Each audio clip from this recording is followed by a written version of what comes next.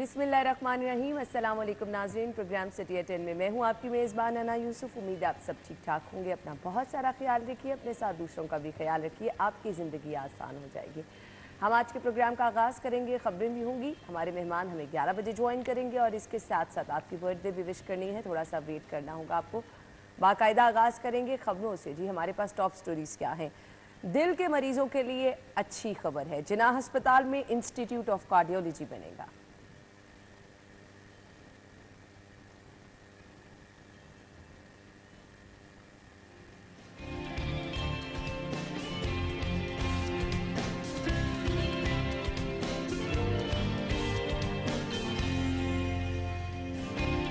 Finally आवाम का बड़ा मसला हल हो जाएगा। जी, महंगाई माफिया रडार पे आ गया है, कड़ी निगरानी होगी। शहर के 12 इलाके महंगाई में सरे फहरिस्त। निगरान पंजाब काबीना ने नवाज शरीफ की सजा मुअत्तली की मंजूरी दे दी। अल अजीजिया रेफरेंस में नवाज शरीफ की सजा मुअत्तल। और 3 साल से एक ही जगह तैनात स्कूल सरबराहान को तब्दील करने का फैसला। सरकारी स्कूलों में सरबराहान की नाक़िस कारकर्दगी। ये हैं आज की खबरें। इनकी डिटेल्स के लिए हमारे सीनियर रिपोर्टर्स इमरान यूनस और दुर्र नायाब ने हमें ज्वाइन किया है। अस्सलाम वालेकुम। बहुत बहुत शुक्रिया। फाइनली अच्छी खबरें आना शुरू हो गई हैं और वो जो जगह मैं कहती थी कि जी अच्छा किसी बुरी खबर के लिए ही ये जो लीड स्टोरी वाली जगह होती है रखी गई है, सो अब थोड़ी सी बेहतरी नज़र आ रही है। दुर्र नायाब की खबर है, हम आपसे ये आगाज़ कर लेते हैं। जिन्ना अस्पताल में इंस्टीट्यूट ऑफ कार्डियोलॉजी बनेगा। दिल के हॉस्पिटल के PIC के जो हालात हैं आप सभी लोग जानते हैं, जिन लोगों ने विज़िट किया है वो बाखूबी जानते हैं और अल्लाह ताला रहम करे, जिनका कोई प्यारा वहाँ पर आए उनसे बेहतर तो कोई नहीं जान सकता कितनी ज़रूरत थी और इससे बेहतरी क्या आएगी। दुर्र नायाब, देखें जी, आपको अगर हेल्थ पे दबाव कम करना है तो आपको उसके मतबादिल जगहों पे, मतबादिल शहरों में, मतबादिल रस्तों में उसी तरह की ऑप्शन देनी पड़ेंगी। बिल्कुल ऐसे ही। फिर जाके ये मरीजों की ट्रैफिक रुकेगी, क्योंकि हमारे यहाँ ना खुराक अच्छी है, ना माहौल अच्छा है, ना आबो हवा अच्छी है। बिल्कुल सही। और अगर ये चीज़ें तीनों ख़राब हैं तो हमारे पास इतनी अफोर्डेबिलिटी ही नहीं है कि हम अच्छा इलाज प्राइवेट हॉस्पिटल में करा सकें, पैसे नहीं है। अब हमें क्या करना है, जनूबी पंजाब से आने वालों को रोकने के लिए जनूबी पंजाब में फैसिलिटीज़ देना लाजमी है। जिस तरह PIC 2 में काम हो रहा है, PIC आपका निश्तर 2 में काम चल रहा है, निश्तर हॉस्पिटल को अपग्रेड किया जा रहा है और वज़ीर आला खुद भी मुल्तान गए। इसी तरह अब लाहौर के अंदर भी आपको ये फैसिलिटीज़ बढ़ानी पड़ेंगी। PIC का मसला ये है कि डेली बुनियादों पर हज़ारों लोग आ रहे हैं और एक बेड क्या, वहाँ पे बेंच क्या, कुर्सी क्या, व्हील चेयर क्या, फर्श क्या, हर जगह आपको वहाँ पे ड्रिप लगाए मरीज़ पड़े नज़र आएंगे, एंजियोग्राफी करने के लिए लंबी कतारें नज़र आएंगी। और आपको पता है ये सेंसिटिव इशू होता है, इसमें इतना मार्जिन नहीं होता। अब ऑप्शन क्या थी आपके पास? जिन्ना हॉस्पिटल में जगह पड़ी थी, इन्होंने कहा जी कि फौरी तौर पे जिन्ना हॉस्पिटल को जो है ना आप वहाँ पे ट्रॉमा सेंटर और PIC उसके लेवल का शिफ्ट करें। अब ये जो फैसला हुआ है, ये गुज़िश्ता रोज़ फैसला हो चुका था। वज़ीर आला आज खुद भी गए हैं, उन्होंने मौके पे इसका विज़िट किया है, साइट का विज़िट किया है। और इसमें ये फैसला जो उन्होंने किया था कि 250 बेड होंगे, 7 मंजिला होगा और हर वो फैसिलिटी होगी जो PIC में अच्छा, है। 250 बेड और 7 मंजिला, ये बड़ा प्रोजेक्ट नहीं है? ये प्रिंसिपल असूल है। और अगर आपको फुटेज अभी विजिट की आप देखें तो उसकी बेसमेंट खुद चुकी है। अच्छा। यानी कि उन्होंने जीरो पे नहीं किया जाके, वो उनका एक स्टाइल है कि वो जीरो पे नहीं करते जाके विजिट। वो विजिट तब करते हैं जब कहते हैं हाँ अब आप पहली ईंट रखें और बिस्मिल्लाह करें। और बिल्डिंग का काम जो है ना वो स्लो ज़रूर होता है, लेकिन बिल्डिंग का काम जब एक दफ़ा शुरू हो जाए तो आखिरकार वो मंजिल मकसूद तक पहुंच जाता है। आई मस्ट अप्रिशिएट इस तरह की चीज़ों को। हाँ, जगह मिलना, उसकी खुदाई स्टार्ट कंप्लीट करवा के वहाँ पे जाके अब उन्होंने 3-4 बातें की हैं कि ये होना चाहिए, जिसमें 7 मंजिला होगा, इसको ले जाएं। अगर स्पेशल अप्रूवल की ज़रूरत पड़े वो भी हुकूमत दे सकती है, हेल्थ के लिए तो देनी भी चाहिए। और दूसरी बात है कि आपके 250 बेड से नीचे एक बेड नहीं होगा, ये नहीं होगा। और फिर देखिएगा आप कि जो फौरी तौर पे पूरे आपके आधे पंजाब से, लोअर पंजाब से इस तरफ से सारी ट्रैफिक आती है, वो यहाँ पे ब्रेक लगाएगी। आपका लाहौर फिरोजपुर रोड पे तकसीम है, फिरोजपुर रोड की इस तरफ आधा लाहौर है, फिरोजपुर रोड की इस तरफ दूसरा लाहौर है। तो मेरा ख्याल है कि वो आधे लाहौर का बर्डन भी वहाँ शिफ्ट हो जाएगा, फिर ये इन पर रिलैक्स आएगा। वरना मैं तो बाज़ अगर कंपेरिजन करता हूँ, इमरान भी करे, तो हमें डॉक्टर्स के रवैयों पे शिकायत ज़रूर है, लेकिन हमें उनकी चीज़ें भी नज़र आती है, जिस तरह वो 18 घंटे 20 घंटे काम करते हैं। बेड्स लेकर आना डॉक्टर्स का काम तो नहीं है ना अब ये चीज़ें। तो इंशाल्लाह अब तकरीबन आप समझें कि अगले डेढ़ महीने में उन्होंने कहा जी कि मुझे आप इसका बेस स्ट्रक्चर बना के दें। कैसे बनाना है, क्या बनाना है, कुछ पता नहीं। ये सेक्रेटरी CNW साहब जाने और बाकी जाने। और जिस तरह बाकी सारे हॉस्पिटल की इमरजेंसी रीवैम्प हो रही हैं, कम टाइम है, लेकिन उम्मीद है कि दिसंबर तक ना इस हद तक ढांचा खड़ा करने में कामयाब हो जाएंगे अगर दिन रात एक करें तो। और मैं इसलिए भी अप्रिशिएट करूंगी कि आई डोंट थिंक सो कि किसी निगरान हुकूमत ने चीज़ों की इतनी पेन लेके इतनी जल्दी इस तरह के काम करवाए हैं। इमरान अना बिस्मिल्लाहिर्रहमानिर्रहीम। देखिए, अगर हम PIC के हवाले से बात करें तो हमें यही नज़र आता है कि वहाँ पर एक बेड पे 2-2 3-3 मरीज़ हैं, या व्हील चेयर पे लोग जो हैं वो बैठे हुए हैं, ड्रिप्स उनको लगी हुई हैं, और अगर उन्होंने ECG कराई है तो ECG का रिज़ल्ट जो आना है और उसके बाद घंटा जो उनको ऑब्जर्वेशन में रखा जाता है वो चेयर पर बिठाया जाता है। ये चीज़ें तो हम देखते हैं, लेकिन उसके पीछे जो मुहर्रकात हैं जो दुर-ए-नयाब ने भी आगाह किए हैं कि हम ये तो कहते हैं कि डॉक्टर जो है वो प्रॉपर ट्रीटमेंट नहीं कर पाते। उसकी बेसिक वजह क्या है कि आप वहाँ पर लोड बहुत ज़्यादा होता है, लोड बहुत ज़्यादा होता है। वो अक्सर हम पंजाबी की मिसाल देते हैं ना कि इन्हें बचना नहीं, इन्हें लाहौर ले जाओ। तो यही मसला है कि लाहौर के जो हॉस्पिटल है वो एक अरसे से जब से बने हुए हैं तब से बेहतर बने हुए हैं, और इनको मज़ीद बेहतर करने के लिए क्या है कि जो दीगर इजला है, अगर आप किसी भी हॉस्पिटल की लिस्ट निकलवाएं ना मरीज़ों की, तो आधे से कम मरीज़ जो हैं वो लाहौर से होंगे, बाकी सारे आके आउटसाइडर होंगे, ठीक है ना। और उसका बेहतरीन हल ये होता है कि आप उनको उनके इलाकों में फैसिलिटेट करें। माज़रत के साथ हमारी यहाँ पर, मैं सिर्फ अगर पंजाब के हवाले से बात करूँ ना, जितनी भी हुकूमतें आई हैं उन्होंने यकीन जाने इस सूबे के साथ खिलवाड़ किया। बेसिक जो राइट्स हैं अवाम के, अगर हम सिर्फ यहाँ से शुरू हो जाए, महंगाई को तो छोड़ें, वो तो हम कहते हैं ना कि महंगाई का जिन जो है वो काबू आता ही नहीं। वो जो आपके करने वाले काम है, जो हेल्थ और एजुकेशन है, जो बेसिक है, किसी भी कौम की तरक्की जो है ना उसका दारोमदार हेल्थ और एजुकेशन, आप उसको नहीं बेहतर कर सके। आप अपने वुज़रा जो है वो भी वो लेकर आए जो एजुकेशन से रिलेटेड थे या हेल्थ से रिलेटेड थे। उन्होंने क्या किया? सबसे सामने। अब मुझे ये बताएं कि जो ये निगरान गवर्नमेंट है, इसने जितने माह से ये काम कर रही है, क्या किसी गवर्नमेंट ने जो 4 साल रही है, 5 साल रही है, 8 साल भी रही है कई गवर्नमेंट्स ना, तो मुझे बताएं उन्होंने इतना काम कभी किया? नहीं किया। इसकी बेसिक वजह ये और 1/3 काबीना के साथ। बिल्कुल ऐसे। जब आपने अवाम को रिलीफ देना हो ना, आपकी नीयत सिर्फ हो कि यार मैंने खाना नहीं लगाना है, और लगाना भी क्या है, वो अवाम के पैसे हैं, अवाम के फंड्स हैं। क्या कर रही है निगरान गवर्नमेंट? अगर वो खुद किसी को कैबिनेट को खाने देती है, दावतें देती है, तो वो पल्ले से बिल देती है, ठीक है। और अगर वो अवाम का जितना भी टैक्स है वो अवाम पे लगा रही है। जब ये सोच होती है ना कि आपने अवाम की जिंदगी को आसान करना है, सूबे को बेहतर करना है, सहूलियात को बेहतर करना है, तो फिर आप इसी तरह करते हैं। जितनी भी गवर्नमेंट्स आई हैं ना, उन्होंने हॉस्पिटल्स बेहतर किए हैं माजरत के साथ, और ना ही आपके तालीमी इदारे जो है वो बेहतर किए हैं। बेड़ा गर्क किया हुआ है हर मामले का। और ये बड़ी अच्छी बात है कि हम जब बात करते हैं कि PIC में वाकई जगह जो है वो नहीं रही, और अब सिर्फ PIC को ही नहीं हम अपग्रेड कर सकते, कितना का आप अपग्रेड करेंगे मुझे बताएं। हाँ, तो जितनी जगह तो उसके अंदर मैक्सिमम जितनी सहूलियात आप दे सकते हैं वो वहाँ पर है। और उसके लिए मुझे ये बड़ी खुशी हुई है दुर-ए-नयाब से जान के कि 250 बेड्स जो हैं वो बनेंगे। मेरे ख्याल से ये PIC से बड़ा इंस्टीट्यूट जो है वो बनने जा रहा है। ये लग रहा है कि बजट तो प्रॉब्लम नहीं आ सकती। देखिए, आपने वहाँ पर तमाम equipments state of the art, आपको उस के मुताबिक चीज़ें भी वहाँ पे प्रोवाइड करनी है। अगर स्ट्रक्चर खड़ा हो जाता है, बिल्डिंग बन जाती है, तो फिर दूसरी प्रॉब्लम्स तो नहीं फेस करनी। देखें, इस हुकूमत की और बाकी हुकूमतों में बहुत वाज़िया फ़र्क है। वो हेल्थ और एजुकेशन का पेट काट के जो है ना वो अपनी हुकूमतें चलाते थे। मुझे इसमें कोई मिसाल देने की ज़रूरत नहीं है। हाँ, आपने हमारे सामने चाहे वो गुजरात के फंड्स वाले आप करप्शन केसेस देखें जो इस वक्त इस्टेब्लिश हो चुके हैं, आप पुरानी बातें करें, हम किसी भी इल्ज़ाम तराशी क्यों करें, लेकिन हम ये खबरें दे दे के थक गए थे। अली रामे भी खबरें दे दे के थक गया था कि आज रोड इंफ्रास्ट्रक्चर के लिए आपने हेल्थ का इतना बजट काट लिया। हाँ, ऐसे ही आपने एजुकेशन का इतना बजट काट लिया, तालीमी इदारों की मिसिंग फैसिलिटीज के पैसे 70 करोड़ रुपया जो है वो गुजरात ट्रांसफर कर दिया गया, जो गवर्नमेंट ने एक ही दिन में वापस मंगवा लिया। मोहसिन साहब ने 2-3 चीजें बहुत अच्छी की हैं कि एक तो उन्होंने कहा कि यार ये काम बंद कर, जो जिस सेक्टर के लिए पैसा मुख्तस है ना वो उसी सेक्टर में लगेगा बाय हुक एंड क्रूक, आप उसी के अंदर ही फैसिलिटी निकाले। और जो स्लो सेक्टर हैं जिनकी हमें ज़रूरत अभी नहीं है, भाई हम एक रोड चलती फिरती उखाड़ के नई रोडें बनाना शुरू कर देते हैं। हम एक ही रोड पे कई दफ़ा पैसे लगा देते हैं, एक्सेप्ट मेगा प्रोजेक्ट जो कि पहले से अनाउंस थे, जो पहले से गवर्नमेंट पे खाली तख्तियाँ लगा के छोड़ गए थे, उसके अलावा कोई काम नहीं होगा। और जो पैसा इजाफी कहीं से मैनेज करना है वो उन्होंने हेल्थ और एजुकेशन सेक्टर में लगाने का फैसला किया। एक फिर प्राइवेट सेक्टर बहुत तेज़ी के साथ मोबलाइज़ किए। आपके डोनर्स, आपके मुख्तलिफ फ्रेंड्स हैं, गौहर एजाज साहब का नाम अगर ना लिया जाए तो फिर ज़्यादती होगी, उनका बहुत किरदार है। उनके साथ सारी चीज़ों के साथ मिल के बहुत सारे ग्रुप्स हैं, मैं ओरिएंट ग्रुप है, मैं थक जाऊंगा अगर किसी का नाम लेना शुरू कर दूं। तो बहुत सारे लोगों को मोबिलाइज किया कि वो क्या कर सकते हैं, उस पर भी एक काम हो रहा है।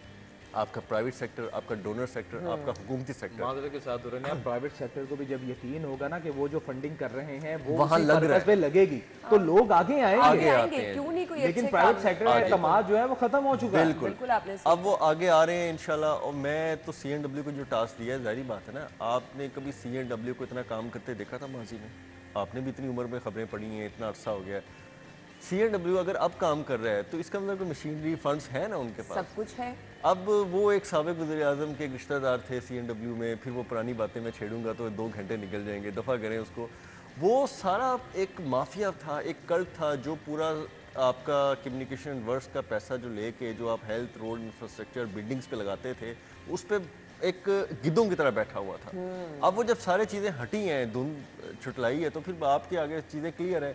पैसा भी इंशाल्लाह है इनके पास, तरीके से इस्तेमाल करने का हुनर आना चाहिए। बस। वो मेरा ख्याल है इस गवर्नमेंट को बहुत अच्छे से आता है और कर भी रहे हैं। और हेल्थ के प्रोजेक्ट रुक नहीं रहे कहीं पे, ये मैं आपको ये बता तो बहुत अच्छी चीज़ है, क्योंकि हमने अस्पतालों में मरीजों को जिस तरह रुलते देखा है। एक्चुअली अभी भी वज़ीर आला जिस हॉस्पिटल जाते हैं, लोग अपनी लिस्टें और अपनी वो तमाम रसीदें दिखा रहे होते हैं, डेट्स दिखा रहे होते हैं, कितने कितने दिन की और उनको रुक नहीं तारीख रहे। होती है। वो पूरा दिन यहाँ पे काम करके, सुबह मीटिंग्स करके, दोपहर को सारे विजिट्स करके, शाम को विजिट कंप्लीट करके, रात को कंटिन्यूसली वो पूरे शहरों में निकल रहे हैं। ठीक है, आज भी वो, कल रात भी झंग गए, कल रात वो टोबा टेक्सिंग गए, पीर महल गए, इतनी इतनी दूर जा रहे हैं जहाँ पे कभी मुझे पता है बुजदार साहब गए अभी थे, थानों में देखा है जाके कि परवेज वहाँ लाई पे साहब गए थे, कभी भी नहीं। ठीक है। परसों वो उकाड़ा गए, खानेवाल, पता नहीं कहाँ कहाँ वो ज़िलों में गए, गुजरात, गुजरांवाला, कोई मुझे आप प्रोमिनेंट इन 36-37 अजला में से बता दें जहाँ वो नहीं गए। तोनसा गए, मुजफ्फरगढ़ गए, उनके तो हम आई विटनेस भी है ना 50% विजिट्स के। तो रात को भी वो निकलते हैं 9 बजे, अचानक पता लगता है कि CM जो है वो आउट हो गए हैं पंजाब से, लाहौर से बाहर, और फिर वो दूसरे शहरों में पूरा दिन IG CS उनकी भी मेहनत है, वो भी साथ फिर रहे हैं। वो एक एक अस्पताल जाके, थानों में जाके, छोटी छोटी जगहों में रैंडम विजिट्स कर रहे हैं। और मैं ये बताऊं कि मैं पहले भी इस चीज़ का दायी था कि अगर शहबाज शरीफ साहब भी जाके कहीं पे कुछ एक्शन लेते थे, लोगों से बात करते थे, दौड़ें लगती थी, जिसको हमारी सियासी जमात एक दोस्त कहते थे कि जी ये शोबाजियाँ हैं, भाई उसका एक फ़ायदा होता था। नहीं नहीं नहीं नहीं, उसका डेंगू में हमने बहुत उसका डेंगू में हमने फ़ायदा देखा, कंट्रोल रहा बिल्कुल। उसका हमने, और शहर कोरोना की में सफाई बहुत ही दुर्नायाब, सफाई में उसमें भी वो बड़ा कंसर्न थे। आपकी रोड इंफ्रास्ट्रक्चर्स को जिस तरह वो संभालते थे, Exactly, भाई उनकी ऐसे भी ही। एक हिस्सा है, तारीफ बनती है। तो ये इस फ़ायदा होता है, ये सिर्फ इस हद तक नहीं होता।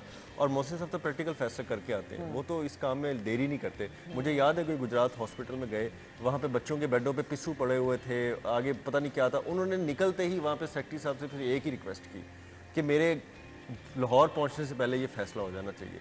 और वो फिर लाहौर पहुंचने से पहले मेरा ख्याल MS साहब लाहौर आ चुके। अब आपकी सारी गुफ्तगू के दौरान मैं ये सोच रही थी कि क्या ही कमाल हो जाए कि हुकूमत जो आनी है वो कोई इस तरह की आ जाए, ऐसा कोई मसीहा आ अल्लाह जाए कि करे। अस्पतालों पे काम करे, सड़कों पे काम करे, तालीम के लिए काम करे। मैं कहती हूँ आवाम के मसाइल ही खत्म हो जाए, ये जो रोना धोना हर जगह रहता है वही खत्म हो और जाए। जिस शख्स को अल्लाह ताला ने दिया हो उसको तो जरूरत नहीं है ना, नहीं वो किसके लिए जा रहा है ना। वो आप, मैं भी मेरे सरकारी अस्पतालों में जाता हूँ, बिल्कुल इमरान भी जाता होगा, आपकी फैमिलीज भी जाती होंगी, हम लोगों के लिए जा रहे हैं ना, इन्हीं लोगों के लिए जा रहे बिल्कुल सही कहा। हैं। भाई जिसको अल्लाह ताला ने दिया वो तो अपना इलाज और कैसे हम भी करा सोशल लेगा। मीडिया पे देख रहे हैं लोग किस तरह उनके जाने को अप्रिशिएट भी कर रहे हैं, लोग उनका शुक्रिया अदा कर रहे हैं। इमरान के महबूब लीडरान तो इलाज करवा सकती है ना बाहर से, उनको तो इन सरकारी हॉस्पिटल की जरूरत नहीं है, लेकिन हम लोगों ने तो अल्टीमेट जाना है ना। बिल्कुल आपने सही कहा। खैर हम अगली खबर की तरफ भी आएंगे। बहुत अच्छी चीज़ है ये काम जिस तरह हो रहे हैं, हम दुआ गो हैं कि इसी तरह तेज़ रफ्तारी से होते रहे, आवाम तक इसके सबरात पहुँचे। शुक्र है कोई आवाम के मसाइल भी देखने वाला है। ब्रेक के बाद आपको ज्वाइन करेंगे, हमारे साथ ही रहिएगा।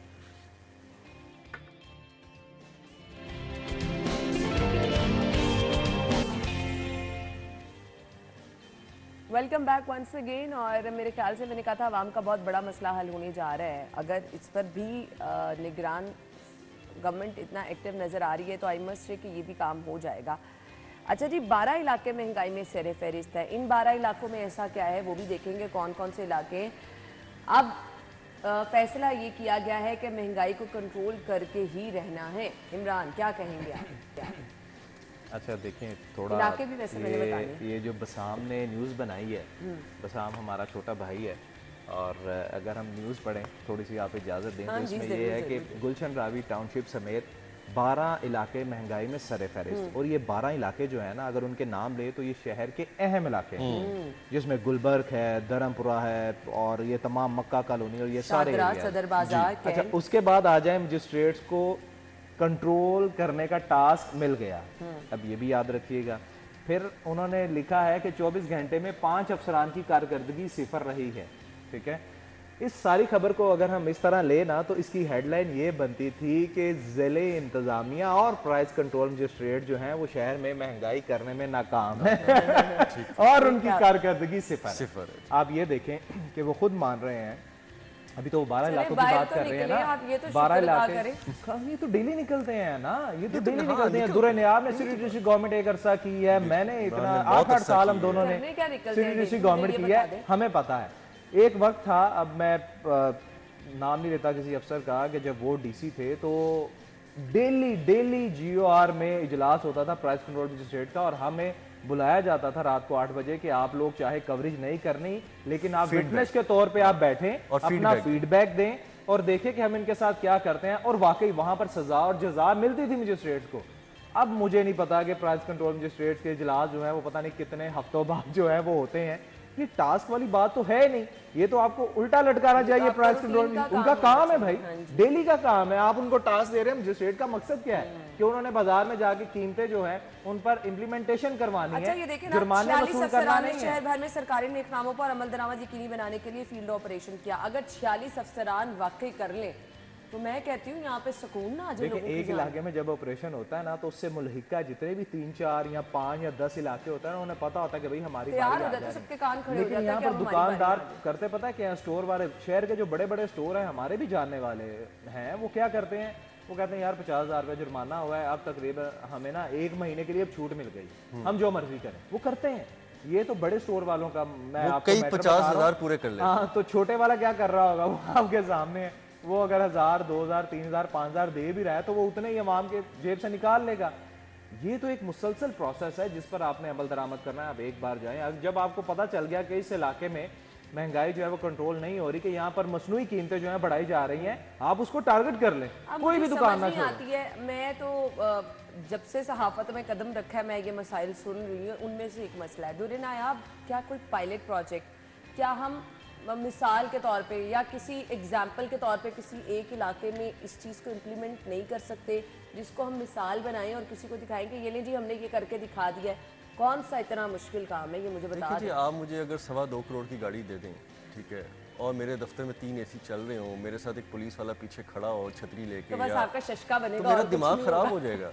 ये एक ह्यूमन नेचर है, ये कॉमन सेंस की बात है। दुर्रे ने आपका ड्राइवर काट रहा हो, ठीक है जी, और मैं तो जाऊँ ही ना, मैंने तो जाना ही कहीं नहीं ना, मैंने तो बस काले शीशे कराने डबल कैबिन को, ठीक है, उसको कपड़ा मरवाना है, पीछे ड्राइवर आगे बैठा है, पीछे मैं खुद बैठूंगा, आगे मेरा जो है ना पुलिस कांस्टेबल बैठा है। और ये डीसी साहिबा का नहीं, ये एसी साहिबा, मैं वहीं आ रहा हूँ। डीसी साहिबा की अगर मैं बात करूँ ना, वो बेचारी आपको जहाँ पे सीएम होंगे ना वहाँ पे नजर आएगी। उस बेचारी की तो मेरे ख्याल से रात की नींदें भी हराम है, और वाकई वो नजर आती हैं। हम अप्रिशिएट करते हैं उनको कि वो हर जगह मौजूद होती हैं, आगे टीम से भी काम लेना। लेकिन इमरान ये आगे टीम से भी, लेकिन वो जो आगे टीम है ना उसको वल्फ रेप देने आते हैं। देखिए, हर तरह हर बंदा काम कर रहा है। देखिए, अगर ये काम अगर कमिश्नर साहब, डिप्टी कमिश्नर साहिबा, पुलिस अफसरान ने करना है, तो फिर आप चीफ सिक्योरिटी ऑफिसर सीएम के जो हैं, आपके जो सेक्रेटरी टू सीएम है, आपके सेक्रेटरी इम्प्लीमेंटेशन टू सीएम है, आपके PSO टू सीएम है, फिर आप उनको घर भेज दें। आप उनको कहेंगे कि हम ये कमांड संभाल लेते हैं। भाई वो जब सारे काम कर रहे हैं और दे आर ऑल PSPs और पैस ऑफिसर्स हैं, उनमें कोई ऐसा नहीं है कि जी वो, तो जब वो काम कर रहे हैं तो मेरा ख्याल अननेसेसरी जो है आपको सारे काम छोड़ के, अपनी कमांड को छोड़ के इस तरह से नहीं बैठना चाहिए। आपके तमाम एसीज, आपको कितने एसीज के नाम याद हैं? इमरान को कितने याद है? मुझे कोई याद नहीं है ऑनेस्टली। मुझे नहीं पता कि कौन सा एसी कहाँ काम कर रहा है, सिवाय जो हमारे कई एक जगह एक आधा होगा, एक आध मिल जाता। अच्छा जी, कहाँ पे है? मुझे 5, 6, 7, 8 लाहौर के जितने भी फील्ड के 5 एसीज, आपके एसी प्रोटोकॉल, एसी हेडक्वार्टर से लेके सबके नाम याद होते थे, क्योंकि वो फील्ड में निकलते थे। और इमरान पता नहीं क्यों नहीं कैप्टन उस्मान का नाम लेना चाहता, लेकिन जो उसकी अच्छी बात है, वो खुद भी निकलता था, वो अपने तमाम बंदों को जिसको वो फारिग देखता था ना, कहता कि जाओ वहाँ पे जाओ। और हमने उनके साथ इतने बड़े बड़े स्टोरों पे रेड की है जहाँ आज हम तसव्वुर नहीं कर सकते कि अगर हम कैमरा लेके जाएंगे पता नहीं हमें कोई घुसने दे ना दे। तो वो उनकी एक अच्छी आदत थी। और उस दौर के ऐसे ऐसे एसीज हैं जिनके नाम मैं आज लूँ, वो अपने अपने शहरों के कामयाब डीसी हैं। DC Faisalabad Abdullah Nayyar Sheikh AC city थे, बेहतरीन असिस्टेंट कमिश्नर थे। आपके अब्दुल्ला खुरम नियाजी इस वक्त एसी डीसी झंग हैं, एसी सिटी भी रहे, एसी मॉडल टाउन भी रहे, बेहतरीन असिस्टेंट कमिश्नर्स थे।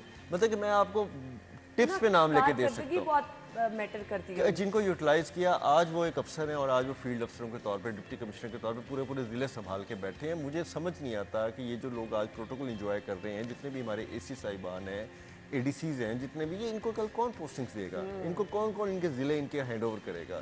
क्राइम आपका कहाँ पहुँच चुका है, हम तनकीद कर कर के खुश गला कर चुके हैं, आपकी महंगाई कहाँ पहुँच चुकी है। अब इसमें कल को आपने ये कहना है कि जी ये भी सारी जिम्मेदारी जी है वज़ीर आला साहब की थी कि जी वो खुद प्राइस कंट्रोल की पर्चियाँ बांटते, वो खुद जाके लोगों को दहलीज पे जाके पुलिसिंग करते। तो फिर ये एसी साहिबान जो हैं, डीसी साहिबा, ये लोग फिर अपने कमरों मुझे में बैठ अब मैं तो आपको कहता हूँ किसी दिन अली ईसाई साहब को बुलाएं ना आप प्रोग्राम में और उनसे पूछें कि पुलिस के अपने यहाँ कितना क्राइम है, ठीक है, उनकी अपनी कितनी गाड़ियाँ मोटरसाइकिल चोरी हो गई हैं, उनके अपने दफातर से कितना सामान गायब है, वो उनके खुद क्या होता है, तो उन्होंने कहाँ तहफ़्फ़ुज़ देना है।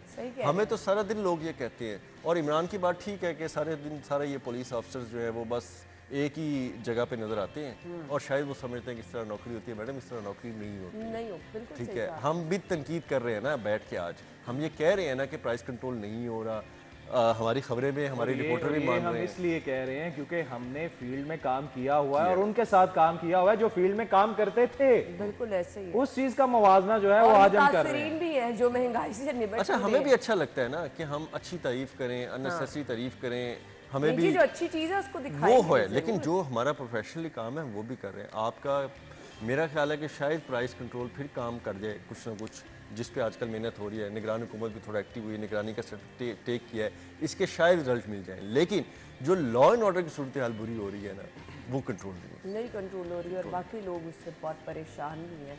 खैर ब्रेक लेंगे, ब्रेक के बाद हम आपको दोबारा से ज्वाइन करेंगे, अगली खबर की तरफ आएंगे, हमारे साथ ही रहिएगा।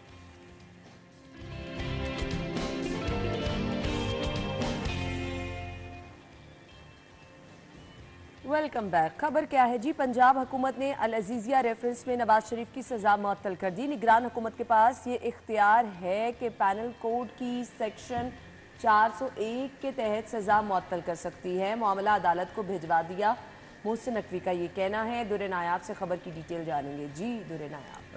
जी बिल्कुल, कल ये खबर जब फ्लैश हुई है और बहुत फ्लैश हुई, तो मौका मिला सारे मीडिया को वज़ीर आला से जिना हॉस्पिटल में ये टॉक करने का, तो पूछा भी गया और उन्होंने वाज़ेह तौर पे एक बड़ी बात की। उन्होंने कहा जी कि ये कुछ पहली दफ़ा नहीं किया, ये पिछली गवर्नमेंट में भी, पुज़दार साहब की गवर्नमेंट में भी ये रिक्वेस्ट की गई थी और रिक्वेस्ट करने के साथ इख्तियार था गवर्नमेंट का, गवर्नमेंट ने उसको सुना ही नहीं, उसको वन साइडेड सुने बगैर ही खुद ही रिजेक्ट कर दिया।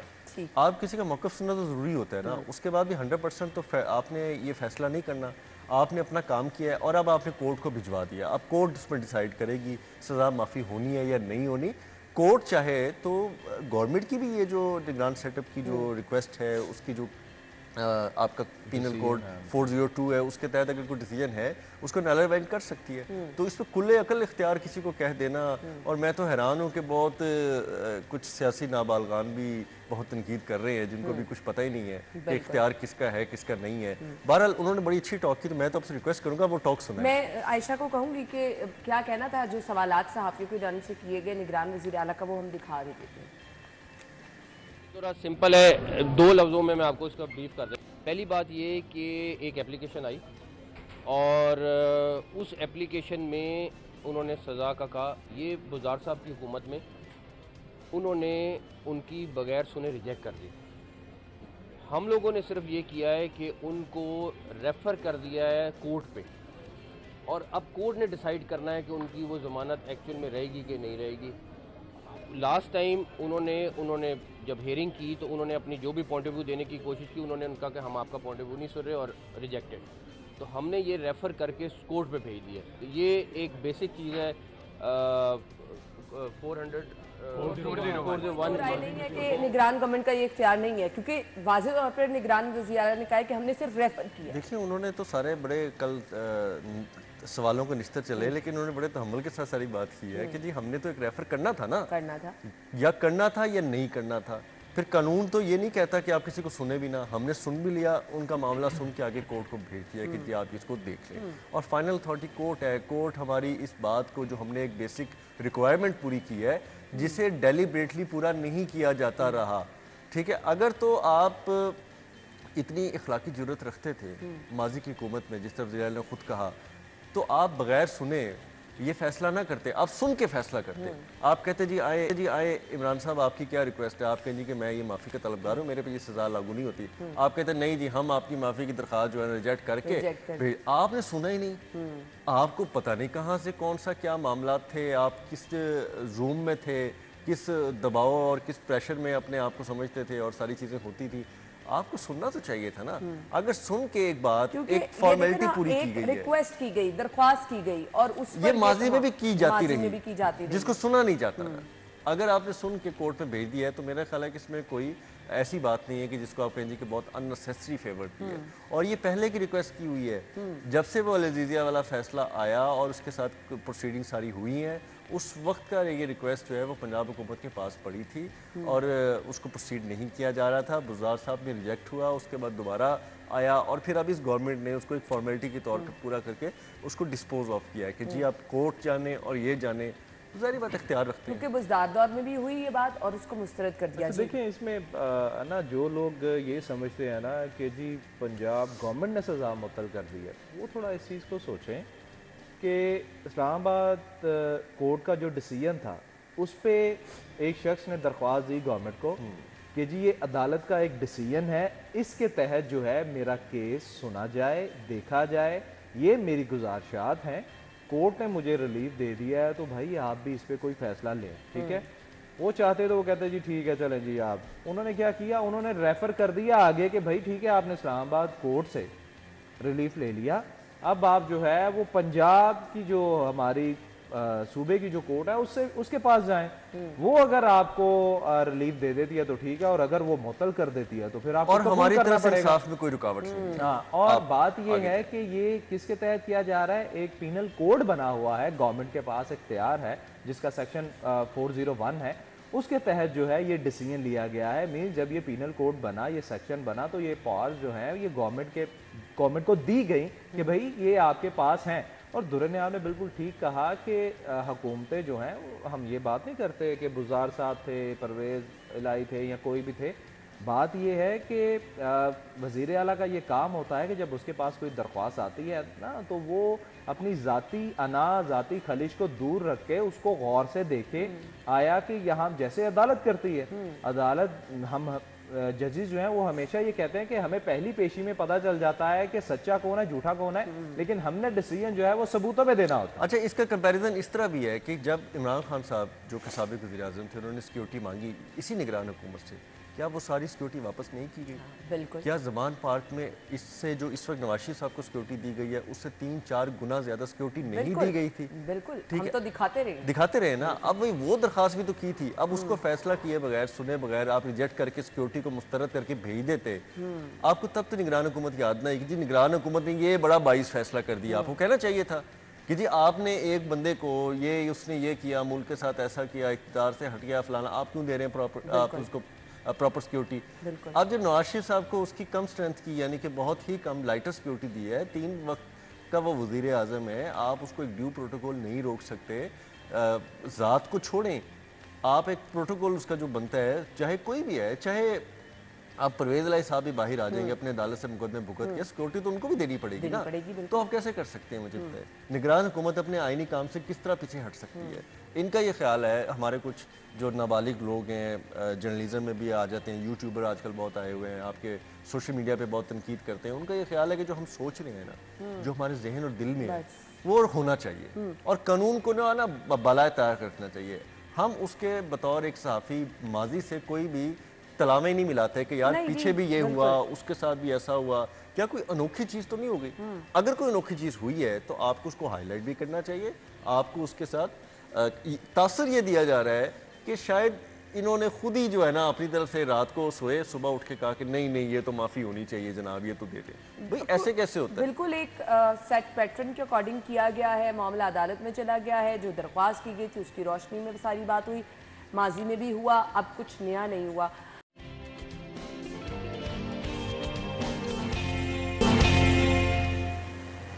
Welcome back once again. Programme के इस हिस्से में बहुत ही अहम टॉपिक पे गुफ्तगू करने वाले हैं। मुआशरे में ख़वातीन का रोल कितना अहम है, इससे तो इनकार नहीं किया जा सकता। घर में अगर एक खातून माँ है तो माँ का रोल क्या है? उसने पूरी फैमिली को लेकर चलना है, उसने पूरे घर को लेकर चलना है। और मेरे ख्याल से माँ ही वो रोल मॉडल होती है कि घर में जो चीज़ें सेट पैटर्न, जो कुछ असूल कवानीन घर में बड़ा जो है, या आपकी माँ या आपके बाप वो डिसाइड कर दें, उसके अकॉर्डिंग आपके घर के सारे मामलात चल रहे होते हैं।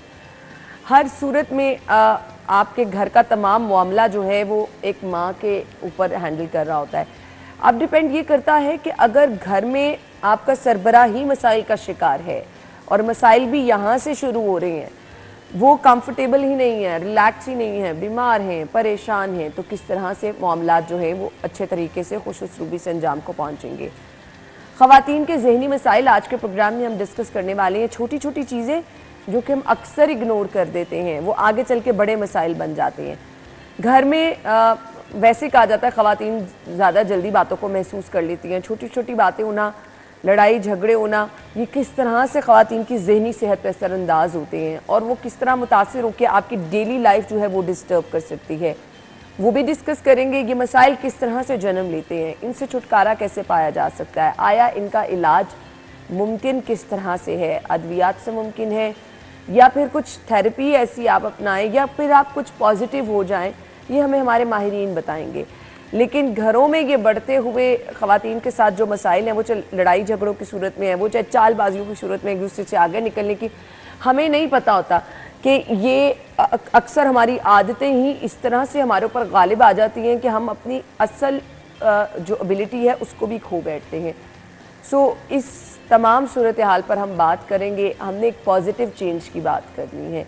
हमारे साथ जो हमारे मेहमान मौजूद हैं तारुफ मैं कराना चाहूँगी जी। प्रोफेसर डॉक्टर अली मदी हाशमी साहब ने ज्वाइन किया, माहिर नफ्सियात हैं। डॉक्टर उम्मे फरवा माहिर ग़िज़ाइयत। अपने मेहमानों को वेलकम करेंगे। अस्सलाम वालेकुम। बहुत बहुत शुक्रिया। ग़िज़ा का कितना अहम रोल है, ये बहुत एक्टिव है। अगर आप खाना शाना सही नहीं खा रहे हैं, आपका दिमाग हर टाइम सोया रहता है, अक्सर हम नाश्ता ना करें तो ऐसे लग रहा होता है कि जी अभी दिन ही नहीं हुआ। सो सबसे पहले मैं डॉक्टर साहब से आगाज़ करना चाहूँगी, ये जो ज़हनी मसाइल ख़ास तौर पे ख़वातीन में बढ़ रहे हैं, इसकी बेसिक वजूहात क्या हैं? डॉक्टर साहब क्या कहना चाहेंगे? जी अनाज, बहुत शुक्रिया। आपके प्रोग्राम में आके बड़ी खुशी होती है हमेशा। दो तीन इसमें बातें। एक तो ये कि आपने इस बात का जिक्र किया कि ख़वातीन का कितना कुलीदी, कितना मरकज़ी किरदार होता है घर में। लेकिन ये मत भूलें कि जैसे जैसे हमारी सोसाइटी अब इवॉल्व कर रही है, बढ़ रही है, बहुत सी हमारी ऐसी ख़वातीन हैं आपकी तरह जो जॉब भी कर रही हैं, साथ घर भी संभाल रही हैं, तो वो एक तरह से एक डबल प्रेशर उन पे हो जाता है। अभी रिसेंटली जो हमारा सेंसस हुआ था उसमें ये देखा गया है कि तकरीबन 53% आबादी हमारे मुल्क में ख़वातीन की है। हमारे जो एजुकेशनल इदारे हैं, कॉलेजेस, यूनिवर्सिटीज़ हैं, उसमें तकरीबन 60 से 70% जो हमारी जो स्टूडेंट बॉडी है वो भी फीमेल्स हैं। यानी हमारे अपने किंग एडवर्ड मेडिकल यूनिवर्सिटी में तकरीबन 70% ख़वातीन हमारी स्टूडेंट्स हैं। तो बहुत बड़ी तादाद है जो एजुकेट भी हो रही है और आगे आके ज़ाहिर है उन्होंने वर्कफोर्स में भी आना है। तो वो जो प्रेशर है कि घर भी संभालना है, बच्चे भी संभालने हैं, साथ काम भी करना है, उस चीज़ों को सारे को बैलेंस करना है, उससे ज़ाहिर है कि एक ज़हनी तनाव, ज़हनी दबाव, जिम्मेदारियों का दबाव, सब चीज़ें जो हैं वो बढ़ भी जाती हैं। दूसरा, आपने एक चीज़ को पॉइंट आउट किया कि ख़वातीन कॉन्स्टिट्यूशनली, जनरली, नेचुरली भी थोड़ी सी सेंसिटिव ज़्यादा होती हैं। बहुत सी वजूहत हैं, अगर आप चाहें तो आगे बात कर लेंगे। तीसरा, उसमें ये देखने की चीज़ है कि ख़वातीन के कुछ खुसूसी कुछ मामलात होते हैं, मतलब जिस तरह प्रेगनेंसी है, जिस तरह चाइल्ड बर्थ है, जिस तरह मेंस्ट्रुएशन है, इन चीज़ें, ये चीज़ें जो हैं ये भी हार्मोन्स के ताबे होती हैं, जिससे कि जहन पे और आपकी जो फीलिंग्स हैं उस पर असर, मूड्स पे असर पड़ता है। एग्जैक्टली। तो ये तमाम चीज़ें ऐसी हैं जिनसे मिल के ख़वातीन थोड़ा सा कुछ केसेस में जहनी परेशानी, जहनी दबाव या कुछ केसेस में जहनी बीमारियों का शिकार हो सकती हैं, जिसके लिए फिर हमें उसका तदारुक करना बहुत ज़रूरी है। जैसे हमने पहले बात की, उनका घर में तो एक मरकज़ी किरदार है ही, उसके अलावा जैसे जैसे अब आप लोग वर्कफोर्स में आएंगे, वर्कफोर्स में आप लोग ऊपर आएंगे, लीडरशिप पोजीशन में आएंगे, वर्क प्लेसेस में, यूनिवर्सिटीज़ में, कॉलेजेस में, तो वो दबाव वहाँ से भी बढ़ेगा। तो बहुत ज़रूरी है कि हम ख़वातीन की जो ज़हनी सेहत है उस पर ख़ास ध्यान दें, अगर हमने पाकिस्तान को अच्छे तरीके से आगे लेके चलना है। बिल्कुल आपने सही कहा।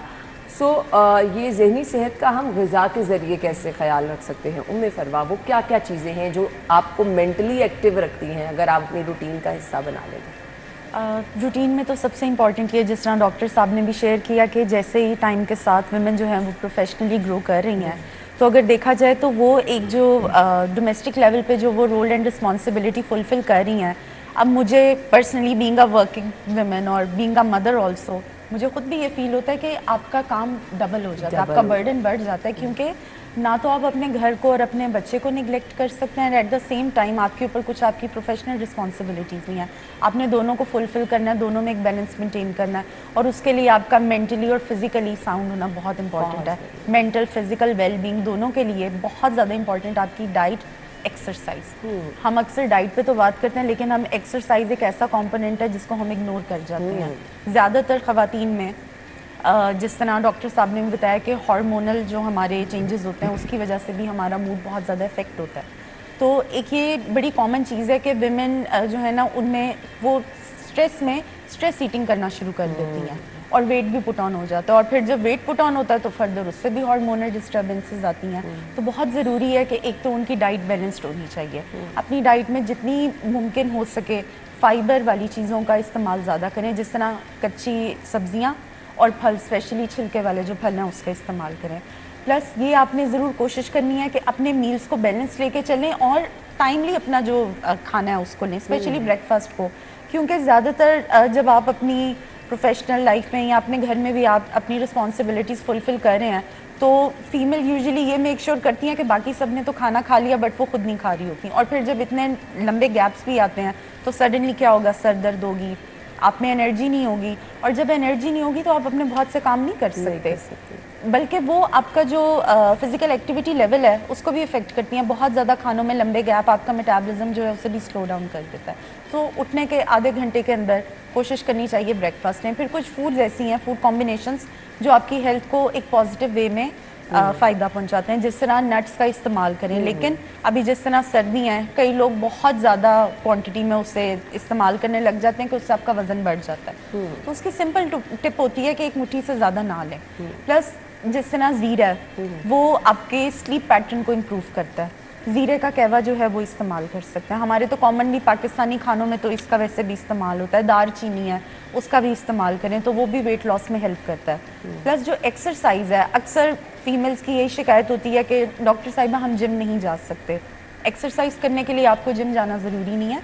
आपके अगर घर में पार्क, आपके घर के सामने अगर कोई पार्क है या अगर बाहर आप अपने स्ट्रीट पे भी वॉक कर सकते हैं, तो आपको कोशिश करनी चाहिए कि डेली आप 45 मिनट की ब्रिस्क वॉक ज़रूर करें। स्लो वॉक नहीं, ब्रिस्क वॉक, ताकि आपकी बॉडी की कोई कैलोरीज भी बर्न हो।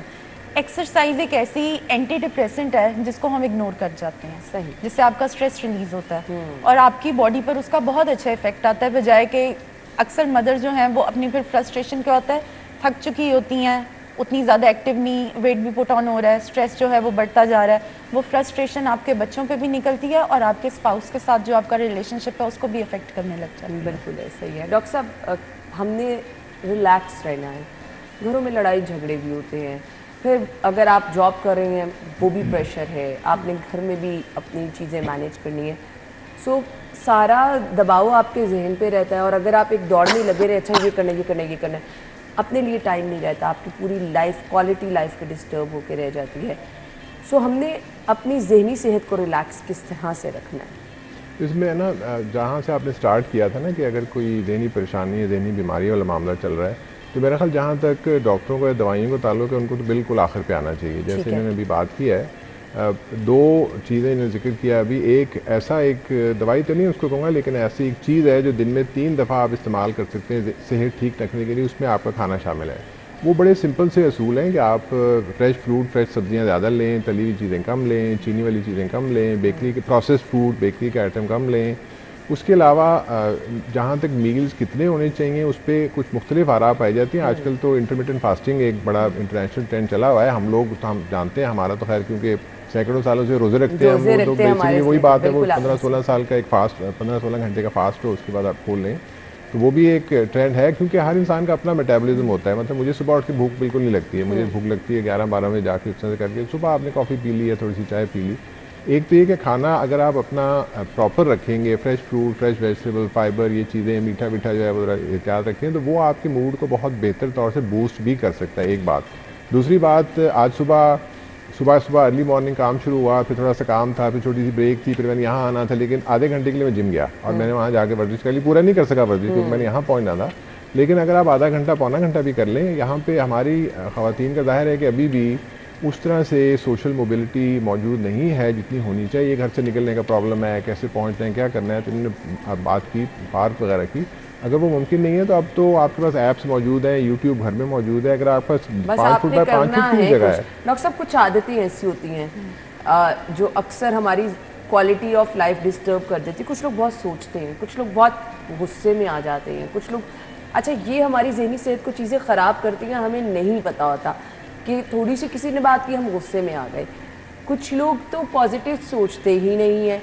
अब ये वो चीज़ें हैं जो वाकई हमें हर टाइम डिस्टर्ब रखती हैं, इनमें हम किस तरह से अपने आप में चेंज ला सकते हैं? एक बार फिर बात यहाँ से शुरू कर लेते हैं कि ज़ाहिर है अगर आपको किसी पेशेवराना राय की ज़रूरत पड़ जाए, साइकोलॉजिस्ट से जो टॉक थेरेपी या काउंसलिंग करते हैं, या साइकाट्रिस्ट से जो मेडिकल डॉक्टर होते हैं दवाइयाँ करते हैं, उससे पहले की बात कर लेते हैं। अगर मामला इतना बढ़ गया है कि आपको नींद नहीं आ रही, भूख नहीं लग रही, खुदा न खासा खुदकुशी ख्यालात यानी बीमारी बनती जा रही है, फिर तो ज़रूर साइकोलॉजिस्ट साइकाट्रिस्ट से मशवरा कर लेना चाहिए। लेकिन उससे पहले अगर इस तरह की आपने कहा कि ये आदत है, नेगेटिव सोच है, गुस्सा आता है, उसके लिए हमने थोड़ी सी बात डाइट की, थोड़ी सी बात एक्सरसाइज की। मैंने कई साल पहले एक मेडिटेशन वाला मामला शुरू किया था। वो मेडिटेशन बेसिकली होती है कि आप 2, 4, 6, 8, 10 मिनट लेके आप सिर्फ थोड़ा सा ब्रीदिंग करते हैं, थोड़ा सा फोकस अपना माइंड का दूसरी तरफ लेके आते हैं। उसके लिए भी बहुत सारी ऐप्स और इस किस्म की चीज़ें मौजूद हैं जो आपको गाइड भी कर देती हैं। उसके लिए आपको किसी के साथ बैठ के फॉर्मल ट्रेनिंग हमें नहीं पता होता, कुछ लोगों की आदत ही चिड़चिड़ापन सी हो चुकी होती है। मतलब आप उनसे बात करते हुए सोच रहे होते हैं कि इनसे बात करें या ना करें, ये वैसे ही सीधी बात भी करें तो हम पे उल्टा ही ना बरस पड़े। तो ये छोटी छोटी चीज़ें हैं जिनको अगर हम इग्नोर करें तो ये हमारी नेचर का हिस्सा बन जाती हैं। नुकसान किसी को क्या पहुँचना है, हमारी अपनी ज़ात को ही पहुँच रहा होता है। सो इसके लिए थेरेपी क्या होनी चाहिए, कंट्रोल कैसे आपने इनको शुरू से करना है, और फिर कौन सी ऐसी डाइट है जिससे हम अपने मूड स्विंग्स होने को भी कंट्रोल कर सकते हैं? मुझे ब्रेक का कहा जा रहा है, यहीं से हम गुफ्तगू का सिलसिला आगे जोड़ेंगे, हमारे साथ ही रहिएगा।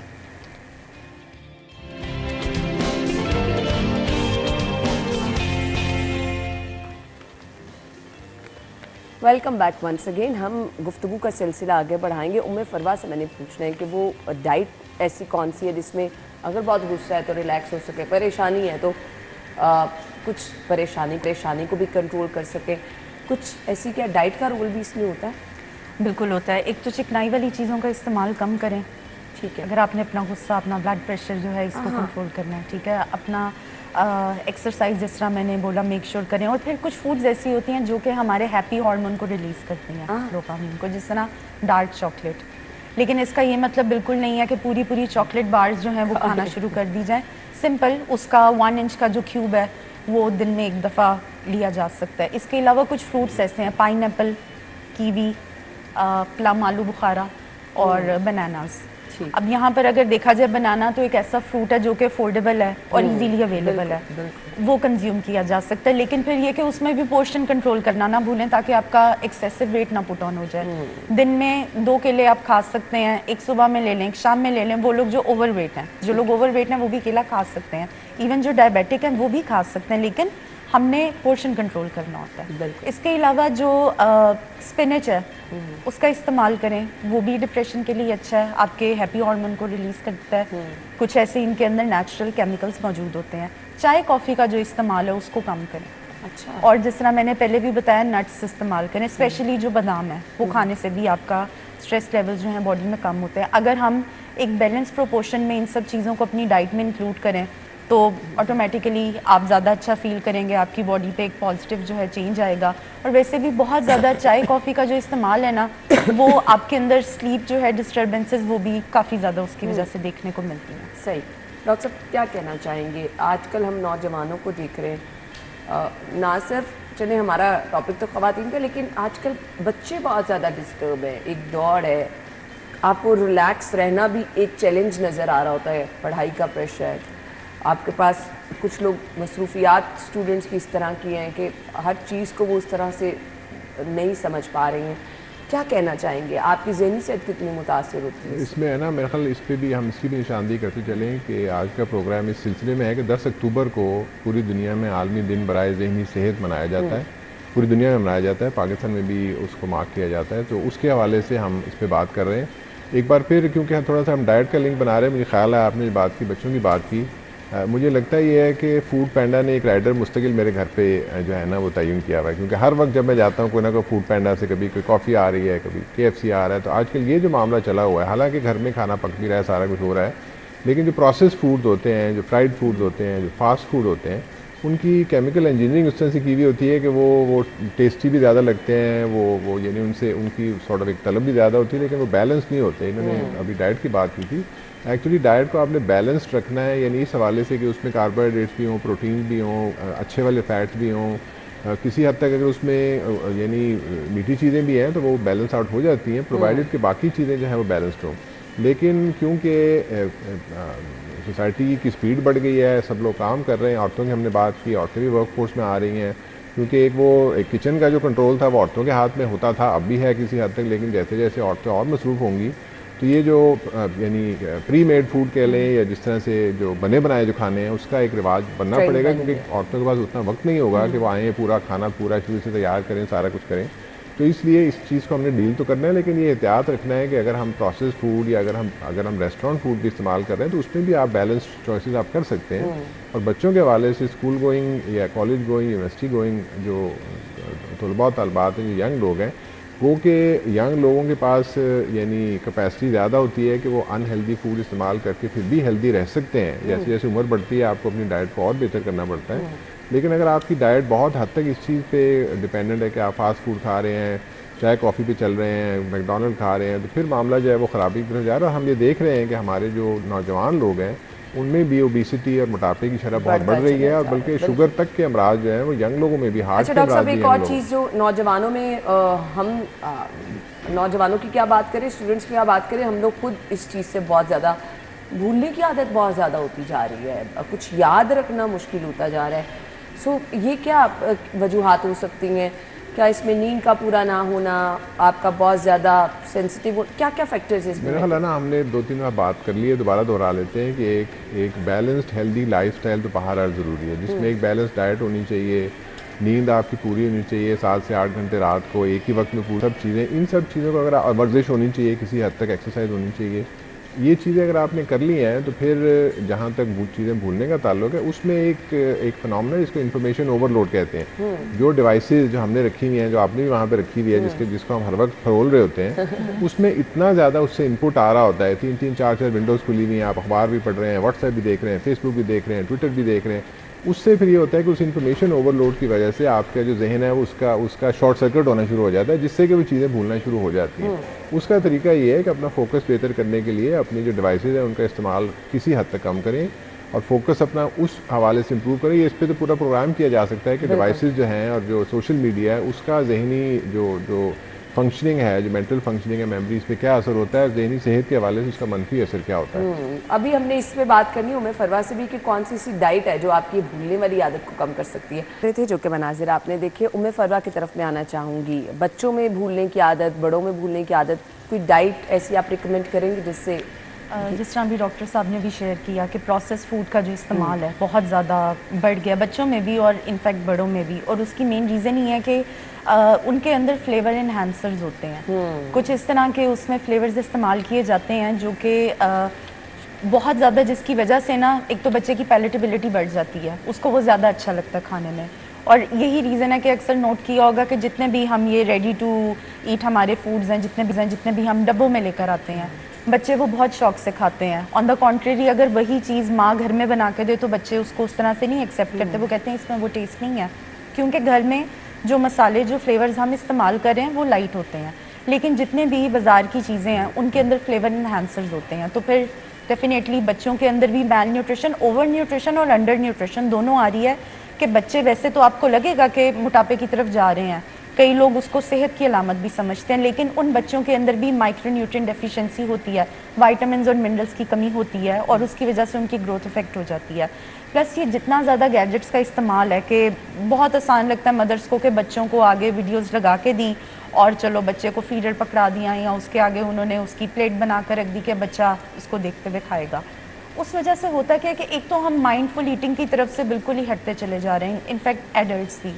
जब आप टीवी देखते हुए खाना खाते हैं तो आपको बिल्कुल भी, आप अपने फूड को नहीं इंजॉय करें, आप सिर्फ क्या करें, आप टीवी देखते हुए आप अपना पेट भरने की कोशिश कर रहे हैं। जबकि अगर आप खाना खाते हुए सिर्फ खाने पे फोकस रहें कि आप उसके फ्लेवर को, उसके टेक्सचर को, उसकी स्मेल को, उसके अरोमा को आप इंजॉय करते हुए खाएं, तो आपको खाना भी ज़्यादा आपके लिए एक तो प्लेजरेबल हो जाएगा, प्लस आप उसके न्यूट्रिएंट्स को भी बेहतर तरीके से यूटिलाइज करेंगे क्योंकि आप प्रॉपर्ली उसे च्यू करके प्रॉपर्ली चबा के खा रहे होंगे। ज़्यादातर होता क्या है कि जब हम स्ट्रेस में भी अगर बहुत ज़्यादा स्ट्रेस ईटिंग कर रहे हैं लोग, तो उसमें भी बग़ैर सोचे समझे जो चीज़ आपको मिल रही है आप उसको खाना शुरू कर देते हैं, और आपका जो भूख है उसका ताल्लुक आपके पेट भरने से नहीं, आपके दिमाग से है। जिस तरह हम कहते हैं कि आपने भूख रख के खाना है, जब आप भूख रख के खाते हैं आपका भी पेट नहीं भरा और आपने खाने से हाथ अगर खींच लिया है, तो जैसे ही आपकी डाइजेशन स्टार्ट होती है, आपके ब्लड स्ट्रीम में न्यूट्रिएंट्स जाते हैं, तो ब्रेन ही सिग्नल देता है कि you should stop eating now. तो अगर आप खाने से थोड़ा पहले भी हाथ रोक लेंगे तो एक तो आप ज़्यादा हेल्दी रहेंगे, आप ज़्यादा एक्टिव रहेंगे, आप ओवर ईट नहीं करेंगे, और जब आप ओवर ईट नहीं करेंगे तो आपका ब्रेन भी बेहतर तरीके से काम करेगा। प्लस वॉलनट्स और फिश कुछ इस तरह के, जिस तरह नट्स में भी बताया, इनके अंदर हेल्दी फैट्स होते हैं जो कि आपकी ब्रेन हेल्थ के लिए बहुत ज़्यादा इंपॉर्टेंट है। सही सही। सो ये वो सब चीज़ें हैं जो कि आपकी ब्रेन हेल्थ के लिए ज़्यादा ज़रूरी हैं, जिनका आपने ध्यान रखना है। डॉक्टर साहब, छोटा सा एक मैसेज चाहिए। ख़वातीन की ज़हनी सेहत पे ध्यान देना बहुत ज़रूरी है, हम सब के लिए भी और कौम के लिए भी। बिल्कुल आपने सही कहा, क्योंकि अगर घर में ख़वातीन, क्योंकि मेन रोल ही उनका होता है, वो अच्छा परफॉर्म करेंगी तो आपका पूरे घर का माहौल भी अच्छा रहता है, आप वर्क प्लेस पे जाके अच्छा परफॉर्म कर सकेंगी। सो इसके लिए वही तमाम चीज़ें जो कि हमारे साथ बैठे हुए हमारे मेहमानों ने डिस्कस की हैं, जिसमें लाइफस्टाइल मॉडिफिकेशन मेरे ख्याल से सबसे बेस्ट पॉइंट था। आपने अच्छा खाना है, टाइम पे सोना है, और तमाम मसाइल आपके खुद ब खुद हल हो जाएंगे। थैंक यू सो मच, बहुत बहुत शुक्रिया आपके वक्त के लिए। नाज़िर, हम ब्रेक के बाद आपको ज्वाइन करेंगे हमारे साथ में।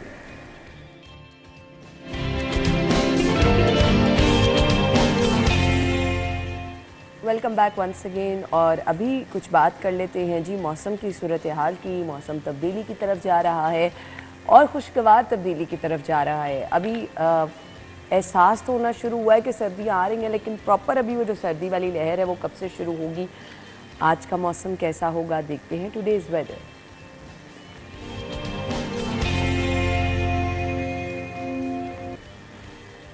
हमें कोमल ज्वाइन कर रही हैं, मौसम के बारे में बताएंगी जी कोमल। शहर लाहौर के मौसम के हवाले से बात की जाए तो सूरज और बादलों के दरमियान अंग-झेल का सिलसिला जारी है। आज हवाएं भी चल रही हैं, मिले जुले मौसम का रुझान है, ना तो सर्दियाँ ना ही गर्मियाँ। शहरी कंफ्यूज हो रहे हैं कि आखिर ये मौसम की जो रुत है, ये जो अदाएँ हैं, चाहती क्या हैं। ना प्रॉपर तरीके से जो है वो मौसम सरमा का आगाज़ हो रहा है, ना ही प्रॉपर तरीके से मौसम गर्मा जो है वो शहर लाहौर की जान छोड़ रहा है। वहीं हम बात करते हैं लाहौर में टेम्परेचर के हवाले से, तो मौजूदा दर्जा हरारत 25 डिग्री सेंटीग्रेड रिकॉर्ड किया जा रहा है, और आइंदा 24 घंटों के दौरान लाहौर शहर में बारिशों से मुतल्लिक भी कोई इम्कानात जो है वो मौजूद नहीं है। माहिरीन की जानिब से ऐसा बताया जा रहा है। ना ही आइंदा 24 घंटों के दौरान, ना ही आइंदा 2 से 3 रोज़ के दरमियान लाहौर के वासियों को अभी आने वाले दिनों में मज़ीद टेम्परेचर में इजाफे का सामना रहेगा, और उसके बाद जो है वो आहिस्ता आहिस्ता नवंबर के मिड तक मौसम सरमा का बाकायदा आगाज़ होने के हवाले से इम्कानात माहिरीन की जानिब से जाहिर किए जा रहे हैं। जो शहरी हमारे सर्दी इंजॉय करना चाहते हैं, उस सर्दी के लिए अभी शहरियों को थोड़ा सा जो है वो सब्र से काम लेना होगा। वहीं हम बात करते हैं लाहौर में फ़िज़ाई आलूदगी के हवाले से, तो AQI की मजमूई शरह इस वक्त 295 के साथ लाहौर पहले नंबर पर देखा जा रहा है। तो लाहौर के वासियों को मास्क लगाने और गैर ज़रूरी सफ़र से इज्तनाब करने के हवाले से हिदायत माहिरीन की जानिब से जारी की गई हैं। ठीक है जी, बहुत शुक्रिया कोमल, आपने हमें मौसम के बारे में बता दिया। सो रेट लिस्ट क्या है, सरकारी निर्खनामा कहाँ पर है और कितना उस पर अमल हो रहा है, ओपन मार्केट के रेट क्या हैं, कौन सी सब्जी किस कीमत में मिल रही है, फरीहा बता रही हूँ, ओवर टू यू। बिल्कुल, इस वक्त मैं सब्ज़ी मंडी में मौजूद हूँ, जहाँ पे रोज़ाना की बुनियाद पर जो है वो सब्जियों की कीमतों में इजाफे और साथ ही साथ जो है वो ज़ायद नरखों पे फ़रोख्त का सिलसिला जारी है। सरकार की जानिब से रोज़ाना की बुनियाद पर एक रेट लिस्ट जारी की जाती है, लेकिन ओपन मार्केट पर रेट लिस्ट के मुताबिक जो है सरकारी जो कीमतें हैं उनके मुताबिक जो है वो सब्ज़ियाँ फ़रोख्त नहीं की जा रही। मेरे पास यहाँ पर कुछ सब्ज़ियों की कीमतें मौजूद हैं। तो सबसे पहले हम बात करेंगे सब्ज़ मसाला जात के हवाले से, जिसके बगैर कोई भी खाना बनना मुमकिन नहीं है। प्याज की सरकारी कीमत 75 रुपये है, लेकिन ओपन मार्केट में 130 रुपये फ़ी किलो में फ़रोख्त किया जा रहा है। टमाटर की सरकारी कीमत 105 रुपये है, लेकिन ओपन मार्केट में 150 रुपये तक फ़रोख्त किया जा रहा है। लहसुन की सरकारी कीमत 740, ओपन मार्केट में 550 में फ़रोख्त हो रहा है। अदरक की सरकारी कीमत 710 रुपये है, लेकिन ओपन मार्केट में 800 रुपये तक फ़रोख्त किया जा रहा है। अगर इसी तरह हम बात करें कुछ मौसमी सब्जियों के हवाले से, तो उसकी कीमतें भी जो है वो सरकारी रेट से तकरीबन 30 से 40 रुपये ज़्यादा हैं। मेथी की सरकारी कीमत 155 रुपये, ओपन मार्केट में 200 रुपये फ़ी किलो में फ़रोख्त की जा रही है। बैंगन की सरकारी कीमत 95 रुपये, ओपन मार्केट में 120 में फ़रोख्त हो रहा है। गोभी की सरकारी कीमत 105, जबकि ओपन मार्केट में 140 तक फ़रोख्त किया जा रहा है।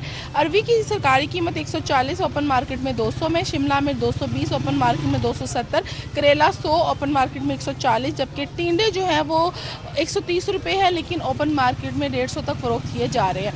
ऐसे में आम आदमी सफ़ेद पोश तबका काफ़ी ज़्यादा परेशान है। उनका कहना है कि महंगाई पहले ही अपने अरूज पर है। सब्जियां खरीद कर 2 वक्त की रोटी पूरी कर लेते थे, लेकिन अब दुकानदारों की जानिब से सब्जियां महंगी कर दी गई हैं। रेट लिस्ट जो सरकार की जानिब से है वो भी पहले ही ज़्यादा है, लेकिन ऐसे में अगर प्राइस कंट्रोल कमेटियाँ प्रॉपर चेक एंड बैलेंस नहीं रखेंगी तो शहरियों के लिए सब्जियाँ खरीदना नामुमकिन हो जाएगा। Thank you so much Fariha, आपने हमें बताया जी क्या सूरत हाल है ओपन मार्केट की। हम ब्रेक के बाद वापस आएंगे, हमारे साथ ही रहिए।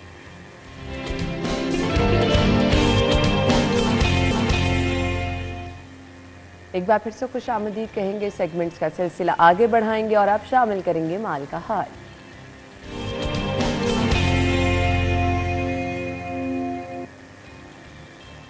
अच्छा जी, रेट लिस्ट क्या है जी, आज के डिफरेंट करेंसी के रेट क्या हैं वो आपके साथ हम शेयर करेंगे जी, दिखा दें।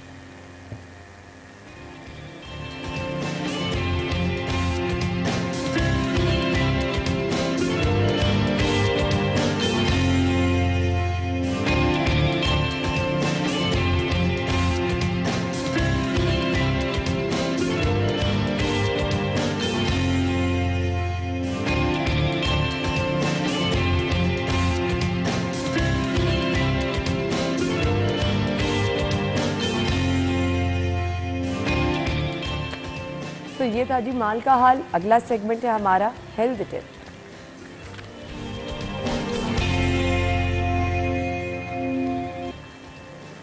कुछ नेचुरल चीज़ें हम आपके साथ डिस्कस करते रहते हैं, उनके फ़वाइद आपको बताते रहते हैं ताकि आपको भी पता हो कि इसका फ़ायदा क्या है, ताकि आप उससे भरपूर फ़ायदा उठा सके। फ्रूट एक है जी मिठे, जिसका इस्तेमाल आपके लिए किस तरह से मुफीद हो सकता है वो मैं आपको बताऊँगी।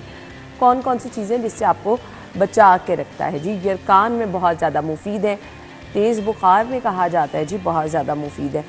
वो लोग जो कि मैदे के अल्सर का शिकार रहते हैं उनके लिए इसके बहुत सारे फ़वाइद हैं। और इसके बाद जी गुर्दों के अमराज में भी अहम किरदार अदा करते हैं इनको ख़त्म करने में। फिर वो लोग जो को अभी हमने बड़ी डिटेल में डिस्कस किया कि जी जिनकी ज़हनी सेहत डिस्टर्ब रहती है, आपकी मेंटल हेल्थ के लिए बहुत ज़बरदस्त है। इसके बाद फ्रूट कोई भी हो उसके बहुत सारे फ़वाइद होते हैं जी। सो अगर आप इनका इस्तेमाल करेंगे तो जी जल्द और बालों के लिए भी ये बहुत ज़्यादा बेहतर है। ओवरऑल इसके हमने आपके साथ डिस्कस किए हैं जी। आपने हमें अपना फ़ीडबैक भी ज़रूर देना है और बताना है। अगर कोई सजेशन आपके पास है तो इंशाल्लाह ज़रूर हम उसको प्रोग्राम का हिस्सा बनाएंगे। आपकी और हमारी मुलाकात अब होगी कल सेम टाइम पर, तब तक के लिए इजाज़त दीजिए। अल्लाह हाफ़िज़।